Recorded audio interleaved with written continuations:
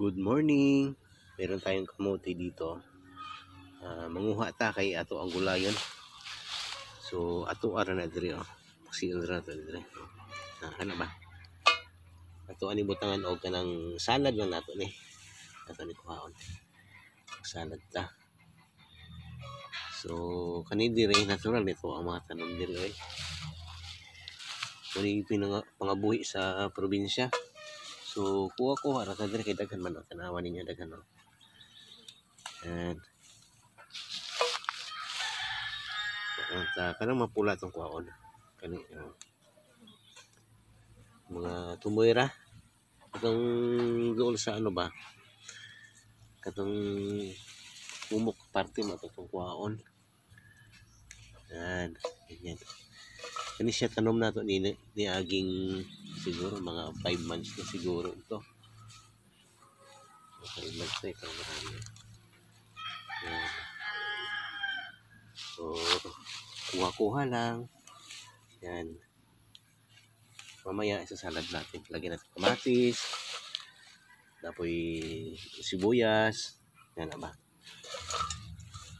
tapos organic vinegar.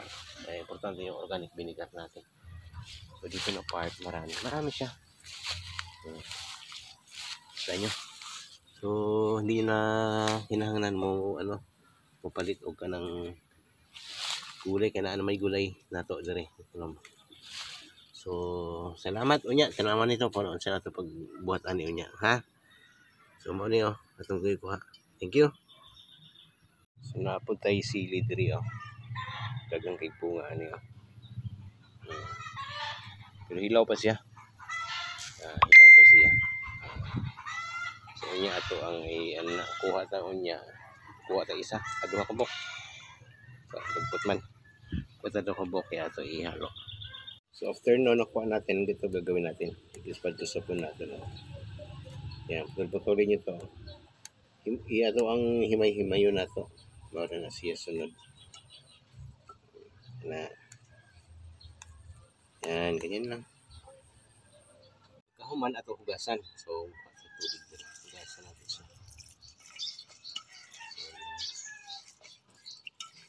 So, hugas. Kunting hugas lang para malinis. Baban ng konti para malinis siya mamaya. After yan, mag-slice tayo ng sibuyas sa kamatis. So, yan. Yung mga gagawin natin.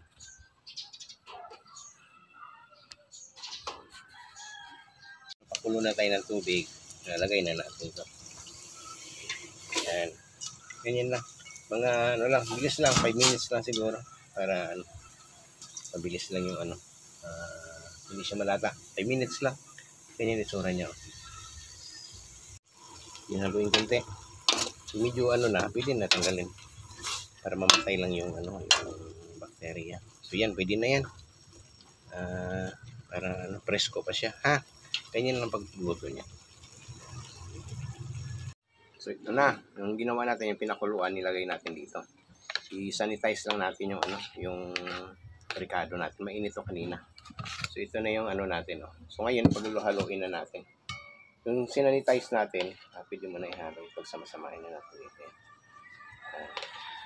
Sibuyas. Yan, kamatis. Painitan nyo lang para kung mayroon man natirang bakterya doon sa sa kamatis, mawawala siya. So mayroon tayong asin dito. Asin, lagyan natin. Asin. Kalamansi. Ipasag mo natin. Kalamansi, ayan, ganyan lang. After ng dalawang kalamansi na lagay natin. So may paminta. Mayroon tayong paminta dito. Lagyan natin, kunti lang. Ang pandagdag lasa lang. So yun, halo-haloin. Halo-haloin. Tapos tikman nyo kung tama na yung lasa. So mayroon tayo ditong sinamakan na sa Ilonggo. Mayroon tayo sinamakan dito. Yan. Sibuyas, bawang, luya, and sili.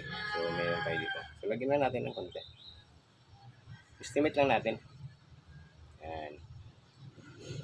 Yan lang. At yung sa panlasa niya. So, yun ang gagawin niyo. Madali lang sa salad namin. So, mayroon ka ng salad. Di ba? So, tikman na natin kung ano yung lasa niya.